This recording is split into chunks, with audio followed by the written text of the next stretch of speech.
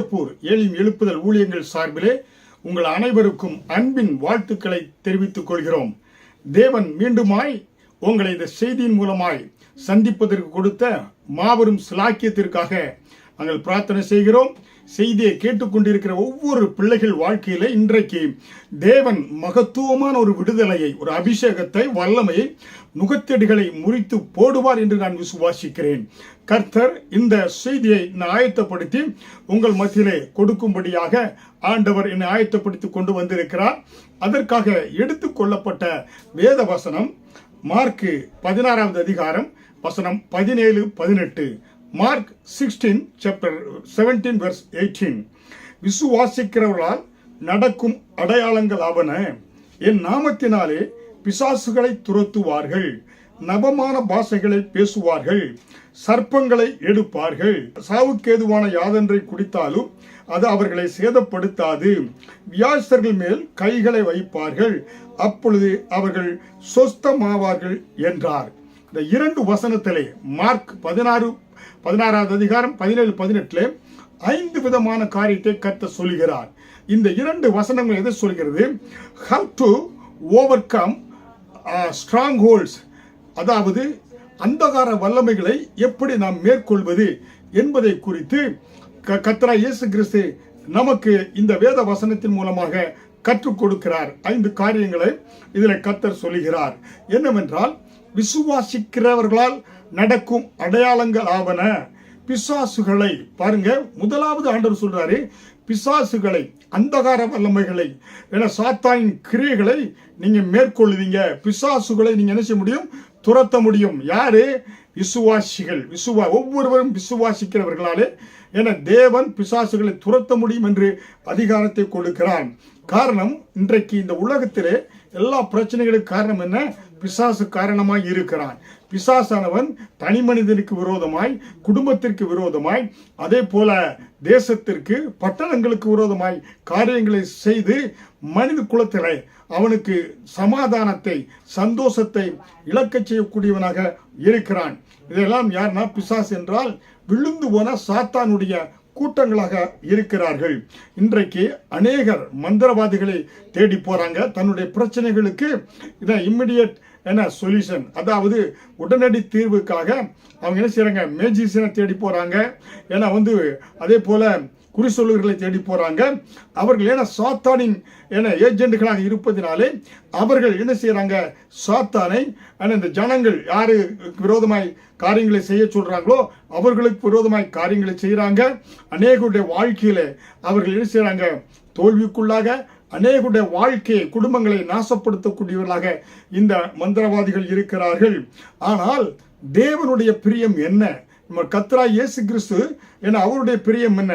தேவனுடைய பிள்ளைகளுக்கு தேவன் வைத்திருக்கிற நோக்கம் என்ன, ஆசீர்வாதம் என்ன என்றால் 3 யோவான் 1வது அதிகாரம் 2வது வசனத்திலே, பிரியமானவனே, உன் ஆத்துமா வாழ்கிறது போல நீ எல்லாவற்றிலும் வாழ்ந்து இருக்க வேண்டும் என்று, வாழ்ந்து சுகமாய் இருக்க வேண்டும்.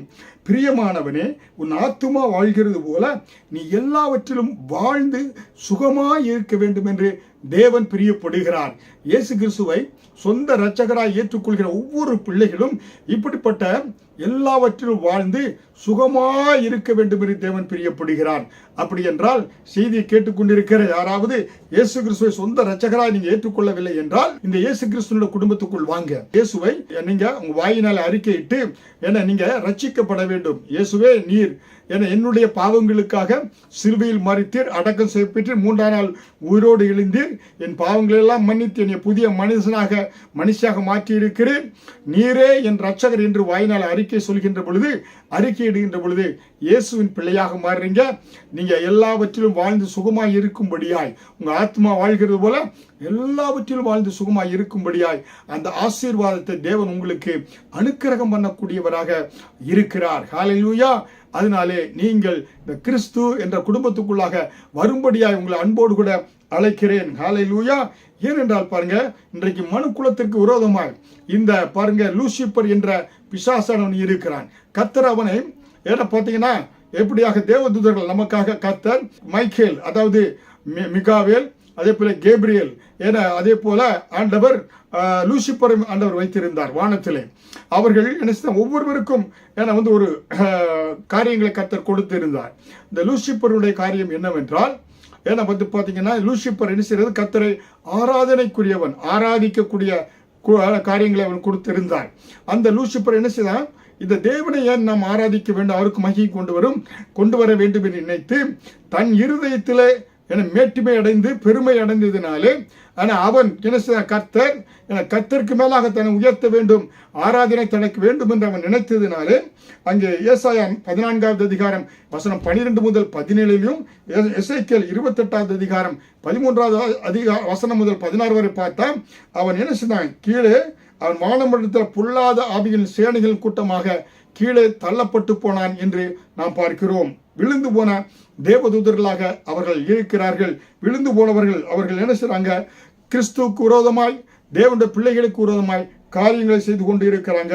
இதுதான் உலகத்திலே உலகம், மாமிசம், பிசாசு தேவனுடைய பிள்ளைகளுக்கு விரோதமாய் இந்த விழுந்து போன லூசிபர் கூட்டம் செய்து கொண்டு இருக்கிறது. அதனால்தான் அவன் ஆரம்பத்திலே ஏன்னா ஆதாமுக்குள்ளாக தந்திரமாக ஆதாம் ஏவாளுக்குள்ளாக நுழைந்து அவர்களை தேவனை விட்டு பிரித்தான் என்று பார்க்கிறோம். அதனால்தான் இரண்டாம் ஆதாகிய இயேசு கிறிஸ்து மீண்டும் அவர் வெளிப்பட்டு இயேசு கிறிஸ்து அவர் சாத்தானின் தலையை சிலுவையில நசுக்கினார் என்று பார்க்கிறோம். ஆதாம் இழந்து போன எல்லா ஆளுகையும் எல்லாவற்றிலும் வாழ்ந்து சுகமாக இருக்கும்படியாக விரும்பினாரே, அந்த வாழ்க்கையை இரண்டாம் ஆதாமாகிய இயேசு கிறிஸ்து நமக்கு கொடுத்திருக்கிறார். ஹல்லேலூயா.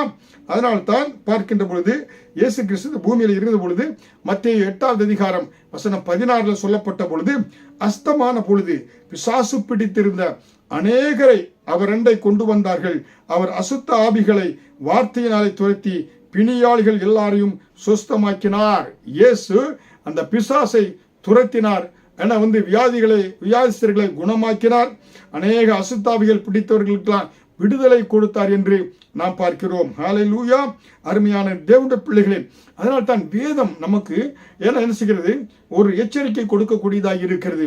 விசுவாசிகளே, நீங்க தெளிந்த புத்தியுள்ளவர்களாக இருங்க என்று சொல்லி 1 பேதுரு 5வது அதிகாரம் 8வது வசனத்திலே அப்போஸ்தலனாகிய பேதுரு நமக்கு என்ன சொல்கிறார், தெளிந்த புத்தியுள்ளவர்களாக இருங்க, விழித்திருங்கள், ஏனெனில் உங்கள் எதிராளியாகிய பிசாசானவன் கெர்ச்சிக்கிற சிங்கம் போல் எவனை விழுங்கலாம் என்று வகை தேடி சுற்றி திரிகிறான். யாரு ஏப்பசாப்பையா இருப்பாங்க, பிசாசுடைய காரியங்கள் யார்கிட்ட இருக்கிறதோ அவங்கள அவன் விழுங்கலாம் என்று வகை தேடி சுற்றி திரிகிறான். ஹல்லேலூயா. எல்லாரையும் அல்ல, தேவனுடைய பிள்ளையாய் இருக்கிற உனக்கு விரோதமாய் அந்த என்ன செய்யாது, அந்த கெர்ச்சிக்கிற சிங்கம் வராது. ஏனென்றால் யூத ராஜ சிங்கமாக இயேசு கிறிஸ்து உன்னை உள்ளங்கையில் வரைந்து இருக்கிறார். உன்னுடைய மதிலெல்லாம் அவருக்கு முன்பாக இருக்கிறது, உன்னோடு கூட இருக்கிறார்.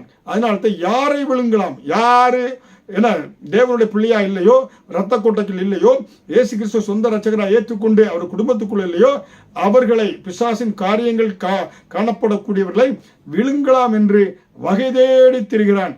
அதனால்தான் தெளிந்த புத்தியுள்ளவராக இருங்க, விழிப்புள்ளவர்களாக இருங்க என்று வேதம் சொல்கிறது.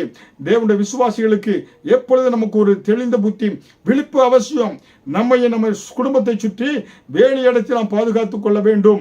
பிசாசின் கெர்ச்சிக்கிற சிங்கம் நம்மை தாக்காதபடி. ஹல்லேலூயா. அதனால் தான் கோழி தன் குஞ்சுகளை எப்படியாக சிறகுகளில் வைத்து பாதுகாப்பது போல தேவன் தம்முடைய பிள்ளைகளை உன்னதமான ஒரு மறையிலே சர்வவல்ல ஒரு நிலையிலே வைக்கக்கூடியவராய் இருக்கக்கூடியவராக இருக்கிறார். ஹல்லேலூயா. அதனால் தான் எபேசியர் 4வது அதிகாரம் வசனம் 27 பிசாசுக்கு இடம் கொடாமலும் இருங்கள். வேதவசனம் சொல்லு பாருங்க, பிசாசுடைய காரியம் உங்களுக்கு இருந்துச்சுன்னா அவன் கெர்ச்சிக்கிற சிங்கம் போல உங்களை விழுங்கி விடுவான். அதனால பிசாசுக்கு நீங்க இடம் கொடுக்க கூடாது. ஹல்லேலூயா. அருமையான தேவனுடைய பிள்ளைகளே, நன்றாக கவனிங்க. பிசாசின் காரியங்கள் உங்க வாழ்க்கையில் இருக்கவே கூடாது. ஹல்லேலூயா. அதனால தான் இயேசு சொன்னாரு, இதோ உலகத்தின் அதிபதி வருகிறான், அவனுக்கோ என்னிடத்தில் அவனுடைய காரியம் ஒன்றும் என்னிடத்தில் இல்லை என்று சொன்னார். யோவான் 14வது அதிகாரம் 30 John chapter 14:13 John chapter 14:30 the ruler of the world comes and in me he has nothing. உலகத்தின் அதிபதி வருகிறான், அவனுக்கோ என்னிடத்தில் ஒன்றுமில்லை என்று இயேசு தைரியமாய் சொன்னார். அதனால தான் வேதம் சொல்லுகிறது, எனக்கு தெளிந்த புத்தி உள்ளாராங்க, பிசாசுக்கு இடம் கொடுக்காதீங்க, அவன் யாரை விழுங்கலாம் என்று வகை தேடி சுற்றி கொண்டு திரிகிறான். ஹல்லேலூயா. அது மட்டுமல்ல, யாக்கோபு 4வது அதிகாரம் வசனம் 7 தேவனுக்கு கீழ்ப்படிந்திருங்கள், பிசாசுக்கு எதிர்த்து நில்லுங்கள், அப்பொழுது அவன் உங்களை விட்டு ஓடி போவான். ஹல்லேலூயா. பாருங்க, நம்ம தெருவில் பார்க்குறோம், கிராமங்களிலே என்ன கிராமங்களிலும் மற்ற பட்டணங்களில் தெருவில் போனால் திருநாய் இருக்கும். அந்த தெருநாய் குலைச்சிட்டு வந்துச்சுனாக்க உங்களை குறைத்து கொண்டு வருகிறதுனா நீங்கள் என்ன செய்யணும், ஓடுனீங்கன்னா உங்களை துரத்தும்.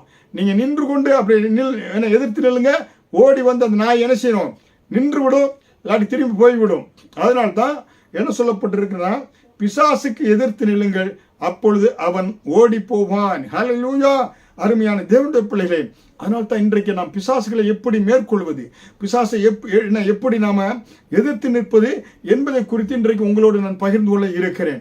என்றால் உலகத்தில் அநேகர் அந்தகார வல்லமைக்குள்ளாக, பிசாசின் கிரியைகளுக்குள்ளாக சிக்கி, மந்திரங்கள், தந்திரங்கள், கடன் பிரச்சனை எல்லாவற்றுக்குள்ளாக சிக்கி இருளிலே வெளிச்சத்தை காணுவதற்காக இருளிலே என உழண்டு கொண்டிருக்க புழுக்களை போல நெளிந்து கொண்டு இருக்கிறாங்க. அதே போல அருமையான தேவனுடைய பிள்ளைகளே, இன்றைக்கு கர்த்தர் உங்களுக்கு ஒரு விடுதலை கொடுக்க விரும்புகிறார். ஹல்லேலூயா.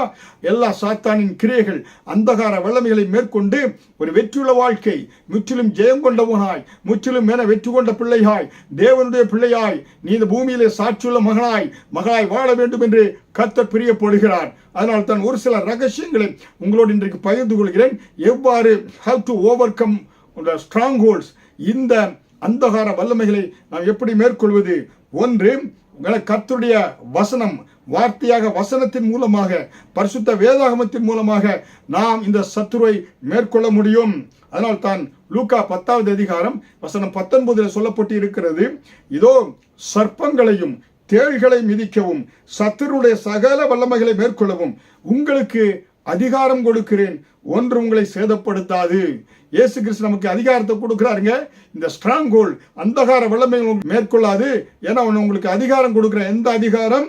சர்ப்பங்களையும் தேள்களையும் மிதிக்கவும் சத்துருடைய சகல வல்லமைகளை மேற்கொள்ளவும் நமக்கு, தேவனுடைய பிள்ளைகளுக்கு, விசுவாசிகளுக்கு கர்த்தர் அதிகாரம் கொடுக்கிறார். ஒன்றும் உங்களை என்ன செய்தாது? சேதப்படுத்த மாட்டாது. கர்த்தர் என உயிலாக எழுதி கொடுத்திருக்கிறார். அவருடைய வார்த்தை எப்படிப்பட்ட வார்த்தையா இருக்கிறது? என ஜீவனும் வல்லமையுள்ள வார்த்தையா இருக்கிறது. அந்த வார்த்தையை நீங்க தியானிக்கின்ற பொழுது பிசாசின் பிரச்சனைகளா, போராட்டங்களா, இந்த லூக்கா 10வது அதிகாரம் வசனம் 19 தியானிங்க, மெடிடேட் பண்ணுங்க. இது அப்படியே சாரை போல உங்க சரீரத்தில், உங்க உடம்புல ஏற்றி இந்த வார்த்தையை, வசனத்தை எடுத்து பயன்படுத்துங்க. என கர்த்தர் எனக்கு அதிகாரம் கொடுத்திருக்கிறார். தேள்களையும் என சத்துருடைய சகல அதிகாரங்களை மேற்கொள்ளுக்கு அதிகாரம் கொடுத்திருக்கிறார். ஒன்று என்னை என்ன செய்தது? சேதப்படுத்தாது. ஹல்லேலூயா. இதோ சர்ப்பங்களையும் தேள்களை மிதிக்கவும் சத்துருடைய சகல அதிகாரங்களை மேற்கொள்ளவும் எனக்கு அதிகாரம் கொடுத்திருக்கிறப்பா. உடைய வேத வசனத்தின்படியாக இந்த வசனத்தை நான் அப்படியாக என் வாழ்க்கையிலே ஸ்பாஞ்ச் எப்படியாக தண்ணீரை உறிஞ்சுவது போல நீங்கள் உறிஞ்சி இந்த வசனத்தை உங்க சரீரத்தில் ஏற்றுக்கொண்டு பிசாசுக்கு எதிர்த்து நில்லுங்க, சாத்தானுக்கு எதிர்த்து நில்லுங்க. என நிச்சயமாக என பிசாசானவன் புறமுதுகு காட்டி ஓடி போவான், நீங்கள் வெற்றி பெறுவீங்க. ஹல்லேலூயா. அதனால்தான் எபேசியர் 6வது அதிகாரம் வசனம் 17 வேத வசனமாகிய ஆவியின் பட்டயத்தை எடுத்துக் கொள்ளுங்கள். புரியுங்களா? we are armor of the God. என கர்த்தருடைய சர்வாயுத வர்க்கத்தில் ஒன்று சொல்லப்பட்டிருக்கிறது. வேத வசனமாகிய ஆவியின் பட்டயத்தை எடுத்துக்கொள்ளுங்கள். வேத வசனங்கள் தான் சாத்தானை நம்மளை எதிர்த்து மேற்கொள்வதற்கு நமக்கு தேவ பலனாய் இருக்கிறது. என பார்த்தீங்கன்னாக்க தேவன் அப்படிப்பட்ட அதிகாரத்தையும் வல்லமையும் அந்த வார்த்தைக்குள்ளாக ஆண்டவர் வைத்திருக்கிறார். ஹல்லேலூயா. எபிரேயர் 4வது அதிகாரம் வசனம் 12 தேவனுடைய வார்த்தையானது ஜீவனும் வல்லமை உள்ளதாயும் இருபுறமும் கருக்குள்ள எந்த பட்டயத்திலும் கருக்கானதாயும் இருக்கிறது. பாருங்க, வசனம் ஜீவனும் வல்லமை உள்ளதுங்க. ஏன்னா அதில் லைஃப் இருக்கிறது, அதில் பவர் இருக்கிறது. ஹல்லேலூயா. அருமையான தேவனுடைய பிள்ளைகளை, உங்க வாழ்க்கையில வசனத்தை எடுங்க. எப்பொழுது வசனத்தை மனப்பட வைங்க, பிரச்சனைகள், போராட்டங்கள், சத்துரு வருகிறதா, ஜீவனும் வல்லமையுள்ள வார்த்தைகளை எடுத்து பயன்படுத்துங்க. ஹல்லேலூயா. பாருங்க, வெளிப்படுத்தினால் 1வது அதிகாரம் வசனம் 16 இயேசு கிறிஸ்துவின் வாயிலிருந்து இருபுறமும் கருக்குள்ள பட்டயம் புறப்பட்டது என்று சொல்லப்பட்டு இருக்கிறது. ஹல்லேலூயா. கருக்குள்ள பட்டயம் என்பது என்ன? வேத வசனம். அது ஆவியும் ஜீவனுமாய் இருக்கக்கூடிய வேத வசனமாய் இருக்கிறது. இயேசு கிறிஸ்து 40 நாட்கள் உபவாசம் இருந்து வனாந்திரத்தில் இருந்து விட்டு வருகின்ற பொழுது சாத்தான் இயேசுவை முகமுகமாய் சந்தித்தான், எதிர்த்தான். இயேசு என்ன செய்தாரு? லூக்கா 4வது அதிகாரம், மத்தேயு 4வது அதிகாரத்தை முழுவதும் பார்த்தீங்கன்னா எழுதி இருக்கிறது வசனத்தை சொன்னாரு. எழுதி இருக்கிறது என்று சொல்லி வசனத்தை எடுத்து பயன்படுத்தி சாத்தானை புறமுதுகு காட்டும்படியாக, ஓடும்படியாக ஆண்டவர் என்ன செய்தார்? சாத்தானை இலகுவாக முறியடித்தார் என்று பார்க்கிறோம். ஹல்லேலூயா. அதனால்தான் உங்க வாழ்க்கையிலே ஜீவனுள்ள வசனங்களை எடுத்து பாருங்க. ஜீவனும் ஆவியாயும் இருக்கிற வல்லமையுள்ள அந்த வசனத்தை எடுத்து பாருங்க. ஜீவனும் வல்லமையுள்ள வார்த்தையை பயன்படுத்துங்க. சாத்தானை நீங்கள் என்ன செய்வீங்க? மேற்கொள்வீங்க. ஹல்லேலூயா. அருமையான தேவனுடைய பிள்ளைகளே, பாருங்க, சத்துரு உங்களுக்கு முன்பாக எதிர்த்து வருகிறானா?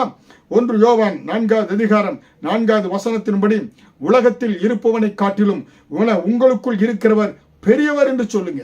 ஏன்னா இன்னைக்கு உலகத்தில் பிசாசு போராட்டங்கள் இருக்கிறதா? மந்திராவது வருகிறானா? உலகத்தில் இருப்பவனை காட்டிலும் ஏன்னா எனக்குள் இருக்க இயேசு பெரியவர் என்று சொல்லுங்க. சாத்தான் வெக்கப்பட்டு ஓடி போவான். ஹல்லேலூயா. சாத்தான் என்ன உங்களுக்கு எதிராக வர முடியாது. ஏன்னா உலகத்தில் இருக்கிற சாத்தானை காட்டிலும் உங்களுக்கு இருக்கிற இயேசு ஜீவனும் வல்லமையானவர். ஹல்லேலூயா. பிசாசின் கிரியைகளை அழிக்கும்படியாய் ஆண்டவர் வெளிப்பட்டவர்.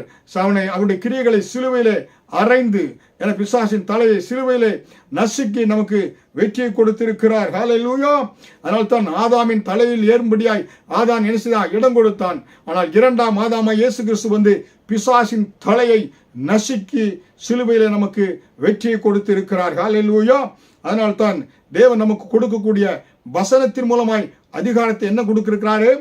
சிங்கத்தின் மேலும் விரியன் பாம்பின் மேலும் நீ நடந்து பாலசிங்கத்தையும் வலுச்சற்பத்தையும் மிதித்து போடுவாய் என்று சங்கீதம் 91:13 சொல்லப்பட்டது போல சிங்கத்தின் மேலும் விரியன் பாம்பின் மேலும் நடந்து பாலசிங்கத்தையும் வலுச்சற்பத்தையும் மிதித்து போடுவாய். ஹல்லேலூயா. அப்படிப்பட்ட அதிகாரத்தை தண்டாயுதமாக கர்த்தர் வேத வசனத்தின் மூலமாய் நமக்கு கொடுத்திருக்கிறார்.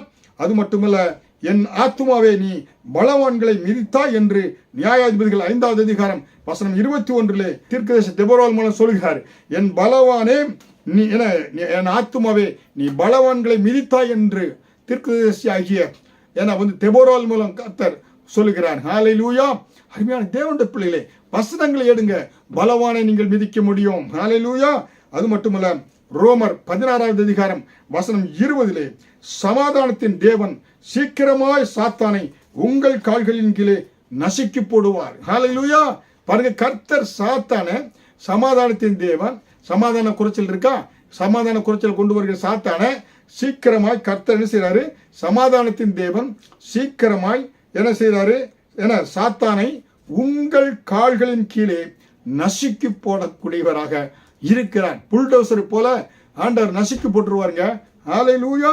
அருமையான தேவனுடைய பிள்ளைகளே, அதனால தான் இயேசு கிறிஸ்துவினிடத்துல அநேக வியாதி பிள்ளைகளை கொண்டு வந்தாங்க. லேகியோன் என்று சொன்னால் 6000 பிசாசுகள் பிடித்த என்ற மனிதன் என்று சொல்லுவாங்க. ஹல்லேலூயா. அதனாலே கர்த்தர் அவனை என்ன செய்தாரு? அவனிடத்து வந்த அந்த பிசாசு பிடித்தவனை ஆண்டவர் வெற்றி கொண்டார், பிசாசுகளை துரத்தினார் என்று நாம் பார்க்கிறோம். ஹல்லேலூயா.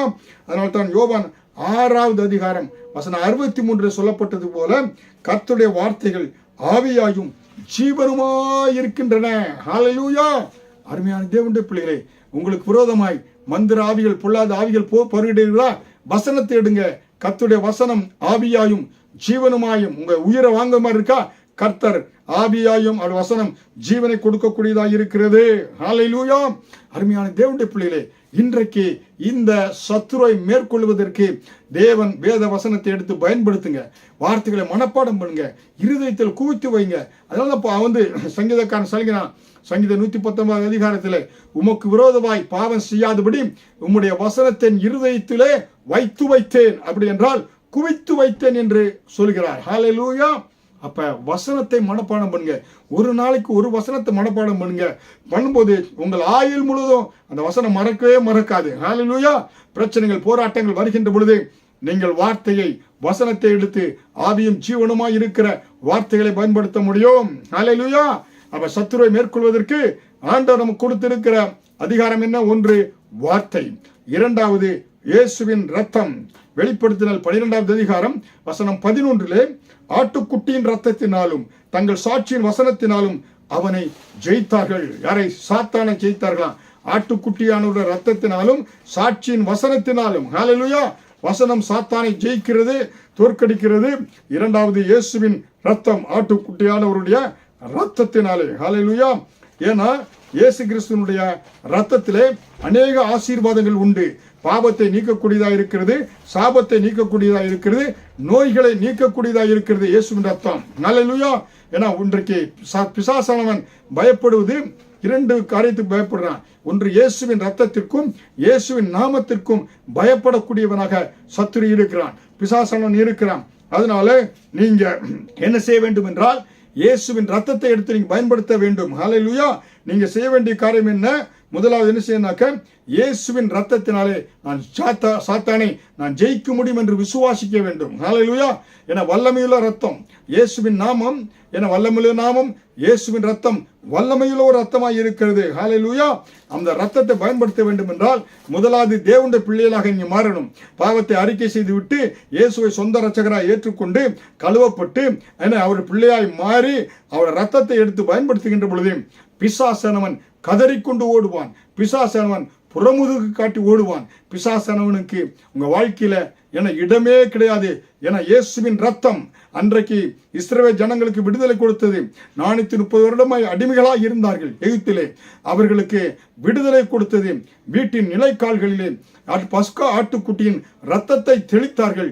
அவர்களுக்கு 430 வருட அடிமை சங்கிலி அறுக்கப்பட்டது. கர்த்தர் விடுதலை கொடுத்தார். இன்றைக்கும் இயேசுவின் ரத்த கோட்டைக்கு நீ வருகின்ற பொழுது சாபமோ பாபமோ வியாதியோ என உன்னை அணுகாது. ஹல்லேலூயா. காலத்துக்கு முன்பாய் நீ மரிக்க வேண்டியது அவசியம் இல்லை. காரணம் இயேசுவின் ரத்த கோட்டைக்குள் நீ நுழைந்து இருக்கிறாய். ஹல்லேலூயா. அதனால தான் ஆண்டவர் பிசாசானவனை பார்த்து இயேசு என்ன சொன்னார், கர்த்தர் என்ன சொன்னார்? ஆதியாகமம் 3வது அதிகாரம் வசனம் 15 சிறியன் வித்து உன் தலையை நசுக்கும் என்று சொன்னார். ஹல்லேலூயா. இயேசுனுடைய பாதங்கள் தான் பிசாசுடைய தலையை நசிக்குது என்று நாம் பார்க்கிறோம். ஹல்லேலூயா. எபிரேயர் 2வது அதிகாரம் வசனம் 14-15 மரணத்தின் அதிபதியான பிசாசானவனை தமது மரணத்தினாலே அழிக்கும்படிக்கும் ஜீவகாலமெல்லாம் மரண பயத்தினாலே அடிமைத்தனத்துக்குள்ளானவர்கள் யாவரையும் விடுதலை பண்ணும்படிக்கும் அப்படியானார். ஹல்லேலூயா. பாருங்க எப்படி அருமையான வசனம். என்ன சொல்ற, இந்த எபிரேயர் நிருபத்தை எழுதிய ஆக்கியோன் பவுலா இருக்கலாம். ஒருவேளை என்ன சொல்றாரு, இன்னும் இயேசு கிறிஸ்து வெளிப்படுது வர எல்லாரும் மரண பயத்தோடு இருந்தாங்க.